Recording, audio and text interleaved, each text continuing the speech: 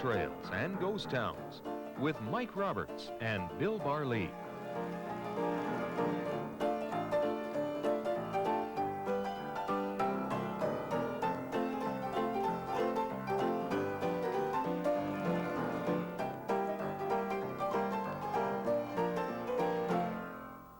Welcome to Gold Trails and Ghost Towns. I'm Mike Roberts with Bill Barlee, our tour guide for this wonderful historic discussion where things were found: gold, silver, lead, copper. Yep. We're not talking about a place so much today as we're talking about an essential route. That's right, Mike. We're talking about the most important route to the gold fields in the 1860s.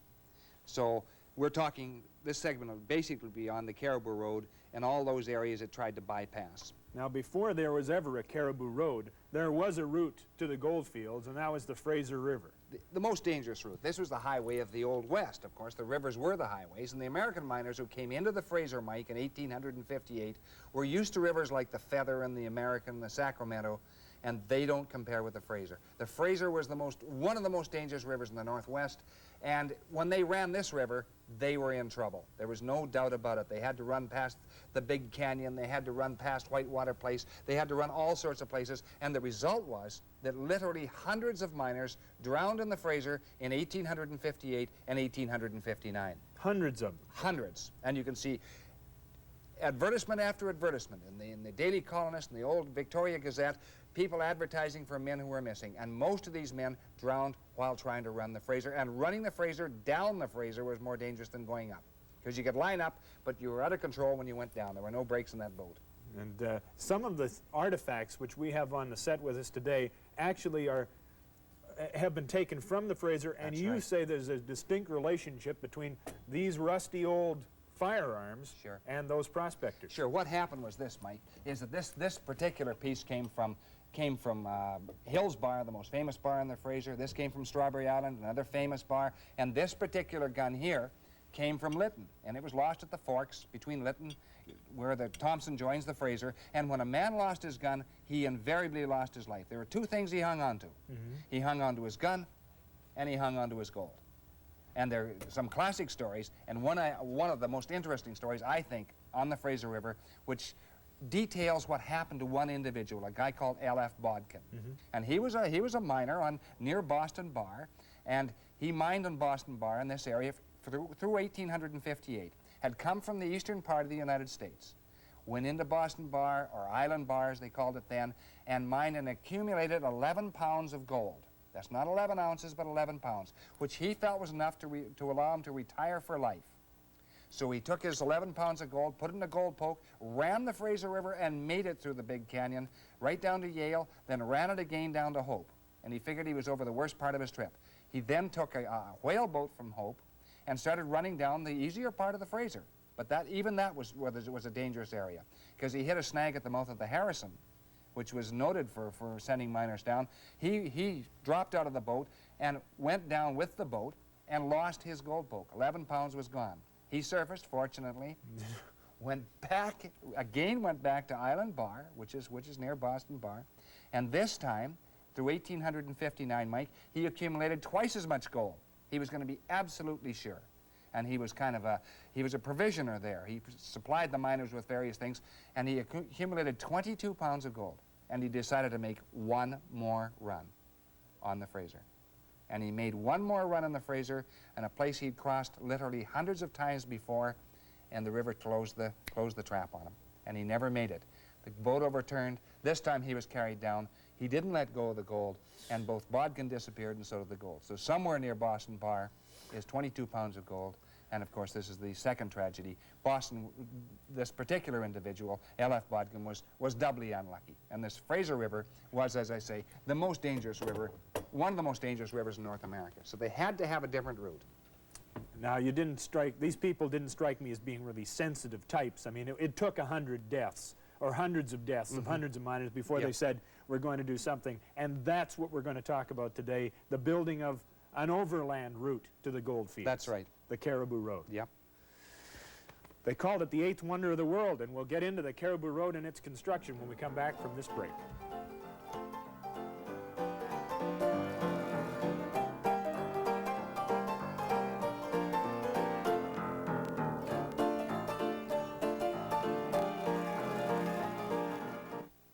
Welcome back to Gold Trails and Ghost Towns. We're talking about the Cariboo Road today, and I let the cat out of the bag, called it the 8th wonder of the world. This was a major project. Yeah, it was an engineering feat that really hadn't been tried anywhere else in North America. Nowhere in California, nowhere, anywhere west of the Pacific Slope had it been tried.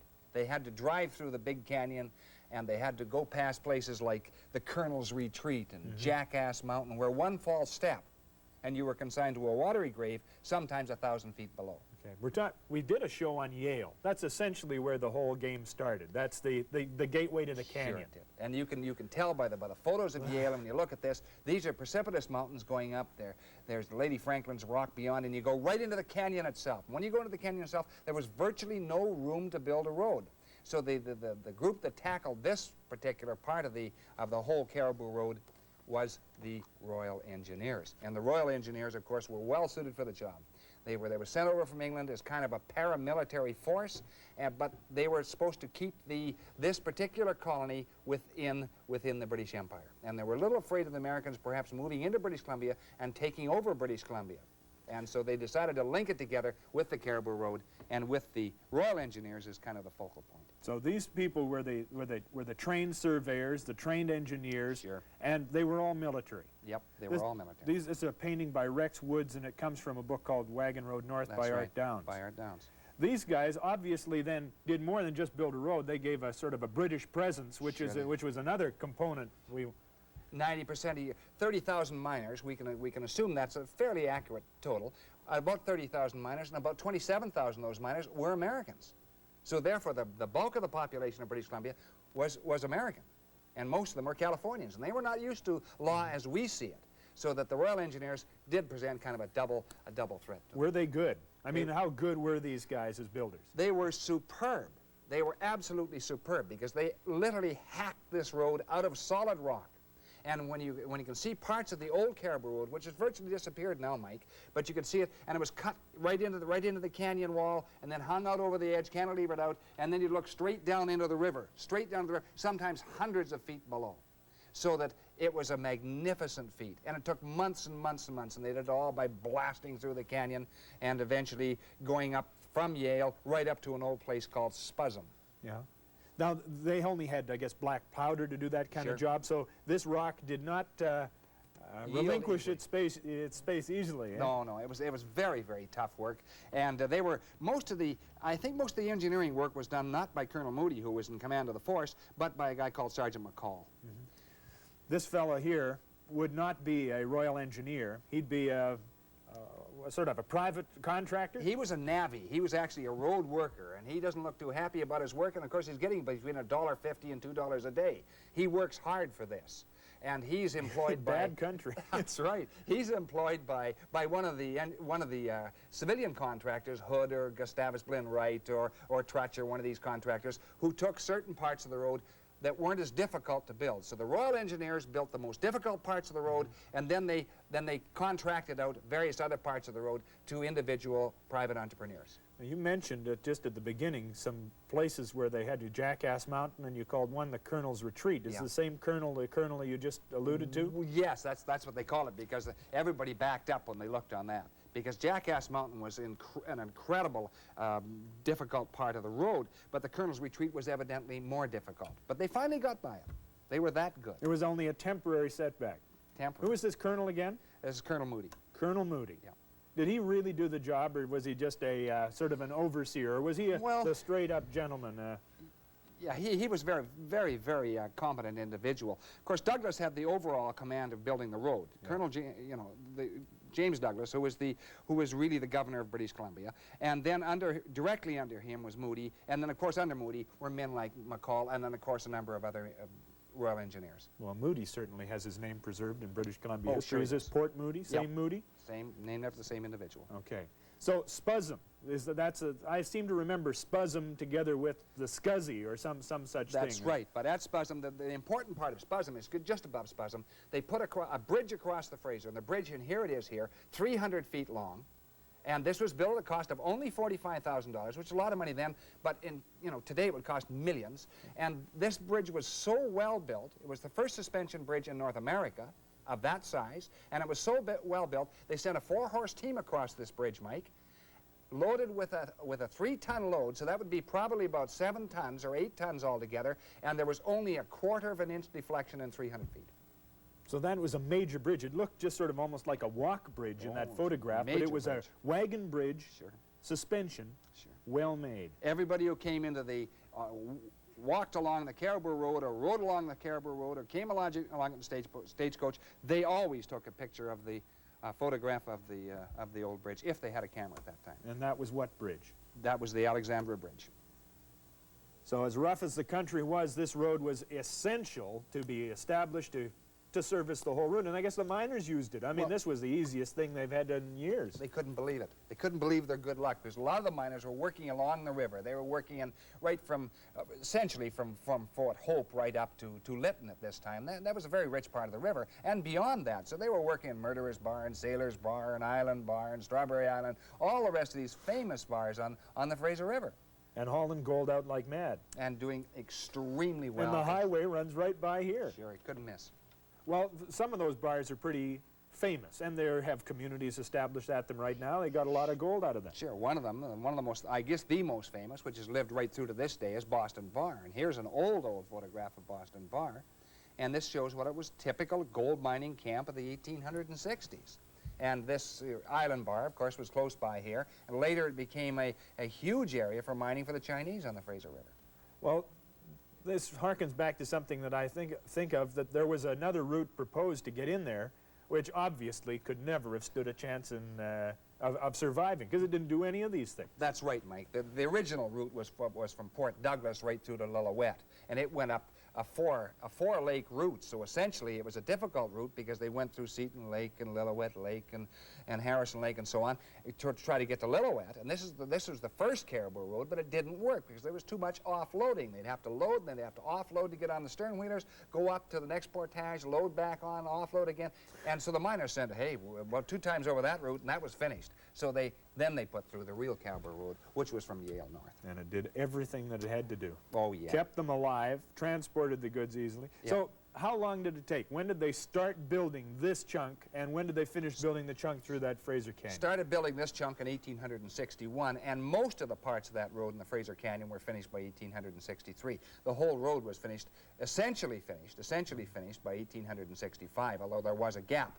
And they went from, up from Yale up to Boston Bar and eventually up to Lytton itself, which was called the Forks. And then it was named after Bulwer Lytton, who was considered, and this is an old shot, 1868 photograph of the Forks, a little bit in decline at this particular time, Mike. And this is a town that has seen better days. So 1860, 1859, 1858 were the best years of the Forks, and now it's starting to decline. It's on the stagecoach route, it's on the Cariboo Road, and that's what kept it going. And the Forks, of course, are the Fraser and the Thompson River. That's where they meet right there. Yes, that's where the Green Thompson flows into the muddy Fraser. And you can see the 2 distinct rivers coming, the colors of the 2 distinct rivers coming straight down the Fraser until finally they merge hundreds and hundreds of yards downstream. And of course, the Thompson's a beautiful river. Yeah. There, of course, now that the road is established, all of those people who we've heard so much about, who've been, focused on the area in the past, all of those gold finds down in the southern boundary country had the stage lines come in. Now this is where these people actually got going as well. Oh, sure, sure. I mean, you see, this instead of the rivers being the routes, now it was the Cariboo Road, and all these gold communities were linked more or less to the Cariboo Road, right from Yale, eventually right up to Barkerville. Okay, take a break here, but when we come back, we're going to find out who some of these people were who decided to establish the express lines and haul the gold, and we've got some great artifacts to show you at that same time, so don't go away. Back in just a moment with the express companies.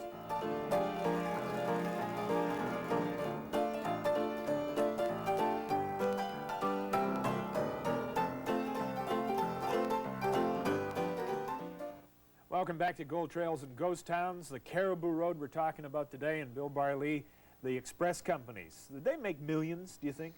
Well, they didn't make millions, but the biggest express company in North America was there. It was Wells Fargo and Company Express, and that's one of their original signs.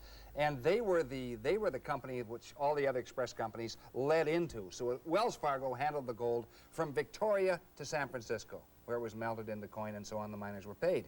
But between Wells Fargo and Yale was Dietz and Nelson. And some of the other old companies. There was Billy Ballew's Express and so on. And basically from from Yale northward into the heart of the Cariboo was the British Columbia Express, commonly known as the BX. Okay. We've got some artifacts here, which are, of course, a joy to have. This would be a strong box, typical of the strong boxes that would be on all of these stagecoaches. Very substantial, clad in iron everywhere. Beautiful piece. Here's a little trinket here. This is a piece of silver, and what's special about this piece of silver? Where'd you get it? It's really bank silver from Wells Fargo and Company, and that's an original. There are some spurious specimens around. That happens to be genuine, and it's a $2 gold silver slug that Wells Fargo used for in-house trading, and it was valued at $2, and it says Wells Fargo, SF, San Francisco, of course, California. Of course, they carried the mail a little bit too, and this letter here's got the Wells Fargo Frank letterhead right on the top of it. And this is a substantial piece of equipment there that it carried along. You've also got one of my favorite pieces from your collection. Tell me about this little beauty. Well, that's a Wells Fargo Express Company shotgun. It's a sawed-off shotgun with about an 18-inch barrel, so it's an illegal weapon, really, made by Ames and Company. It has the original Wells Fargo number on it, which is right on the trigger guard. That's 842, it'll say. WF and Co. EXP 842. Yeah, Wells Fargo and Company Express 842. I picked that up years ago. And this is a fine, it'd still fire. Oh, sure it would, yes. Beautiful little weapon from that era. Yeah, it's typical of Wells Fargo. Everything Wells Fargo touched with had a certain style. Yeah. You mentioned a couple of others as well. A photograph of the old BX Express. Yeah. Now, British Columbia Express, and here's one here, Mike, and this shows the British Columbia Express leaving its office in Yale on Front Street in Yale, and there's one of the stagecoaches, 6-horse stage with the wheel horses behind, and it says, it says Barnard's Express, which is the British Columbia Express, or the BX, and under that, very faintly, which is a sign you cannot read, it'll say Dietz and Nelson, which it does on the original photograph. All of them 6-horse hitches. This is the man who got into the game. This is the guy who got into the game, and he got into the game in a very strange way. Now, he came in as a minor, Francis Barnard, from Quebec, came in as a minor to Yale, and he roasted about. He had a little claim, and he cut wood and so on, and he finally got on as purser on one of the sternwheelers called the Fort Yale. And the trouble is with the sternwheelers, they tried to make the run once too often and put on a little too much steam, and they did blow up. The Fort Yale blew up in 1861, and it blew some of the individuals hundreds of yards into the river. He was one of them. Francis Barnard was blown right into the Fraser River. He was rescued. 5 people were killed on the sternwheeler, including the captain. So it was a very dangerous business. And at that particular juncture, they say, when he hit the water in the Fraser River, he decided to change professions. Wise man. So instead of going by water, he would go by land. And his first route into the Cariboo, he went by land. He led a horse all the round trip right into the Cariboo, leading a horse, carrying the mail, and carrying some treasure. He walked it? He walked it, leading his own horse. And that was the beginning of the British Columbia Express. And he built it up to how big? I mean, today you'd say Greyhound has 700 buses, but how many? What did he finally build the thing up to? He had dozens of stagecoaches, ran longer. His staging empire actually lasted longer than Wells Fargo, because really it was only linked by the Cariboo Road and a few off-roads here and there. But he ran into all the major northern communities and interior communities of British Columbia, so it lasted really from the 1860s right till after the turn of the century, and through some of the roadhouses. And this is one of the roadhouses in the canyon, and this is Boothroyd's. And one of the more famous roadhouses, no longer there, of course. Most of the roadhouses have burned down. What was the function of a roadhouse? Was it just a hotel, or what did it do? Basically, the stagecoach could travel so many miles, depending upon the terrain, and at the end of that mile, there would be a roadhouse. And the roadhouses in British Columbia, like nowhere else in North America, really, were named by mileage. First it was from Yale, and then eventually from Ashcroft. Okay, so these buggies, this is a great shot. The stage is coming into town. Oh, yeah, you bet. How many passengers would carry? Would it be full all the time? Yeah, you could carry, actually you could jam about 9 inside, which was amazing, and put a number of 6 or 7 on top. And sometimes you had a shotgun guard, sometimes you didn't. Depends where you're running, how much treasure you were carrying. When I say treasure, I mean gold bullion, essentially, Mike. Mm-hmm. And they carried millions and millions of dollars. Oh, sure they did. And really remarkably free of crime. Once the road was built. Yes, that's true. Yes, that's generally true. There weren't very many holdups like there were in California. You know, we didn't have Rattlesnake Dick in this particular country, and some of the other guys who held up the stagecoaches in California. Now, Bill Miner was around, and he held up a stage or two, hands up. Well, yes, but he did in California. When he came into British Columbia, he was eventually, essentially holding up trains, and, you know, the robbery at Ducks is an indication there. Okay. So the staging empire was finished by then. There is a story, though, about some lost treasure, which takes us back to the Alexandra Bridge. I mean, lovely that such a an architectural creation. Where in the relation of this bridge did this little extra show up? It's rather interesting, because most of your treasures, Mike, are found by sheer accident. And in the 1950s, two CPR railroad guys were working on ripping down this old toll house, which is who you can notice on the left-hand side of the photograph. And they decided to rip it down. They began ripping it down as part of their daily work. And strangely enough, inside one of the walls of the toll gate, they came across a bag something like this. They opened the bag, and out tumbled 20 double eagles, which is a big $20 gold piece. They couldn't believe their luck. 20 double eagles. That's 20 right. $20 gold pieces. That's right. Gold. Gold. Somebody left them there. We don't know why to this day. And they sold 19 of them and kept one. Now, how would it come to be there? What about the Alexandra Bridge would find that kind of thing? Well, it was a toll bridge, and I guess the toll keeper decided to keep some of the tolls for himself. And what happened to him, Mike, we don't know. Probably he died by accident, or he died very suddenly and couldn't tell anybody about the stash he had left in the toll house. This is what you must assume in this particular case. When you have the kind of history that British Columbia has had, should you treat any of these architectural places, any old houses, any old buildings, as just garbage, or is there a potential treasure in every one of them? Well, I've researched over 100 treasure stories, and they're only about, out of every 100 you research, 7 turn out to be probably fairly authentic. That is, dates, names, and so on. Yeah. But the thing that strikes me rather unusual is that most of your treasures, Mike, are discovered by sheer accident. Somebody stumbles on them. And in this case, the toll house gets torn down and the guys find a poke filled with 20 double eagles. If they'd burned it down, they wouldn't have found it. How much would 20 double eagles be worth, do you today? figure? Yeah. Well, they'd probably be in perfect condition, so about $700 each. Only about $15,000, but then there's the historic value, so probably about $20,000. I wouldn't mind stumbling on something like that. Just the weight of gold makes you attracts your attention, oh, sure doesn't it? Does. That's just a very small part, because what we've talked about today doesn't even take us to what is now considered the mile zero of the Cariboo Road. That's right. We're doing, we covered the first and one of the most difficult sections of the Cariboo Road. And certainly the Cariboo Road can be divided into 3 or 4 different sections. Eventually we'll probably cover the others later.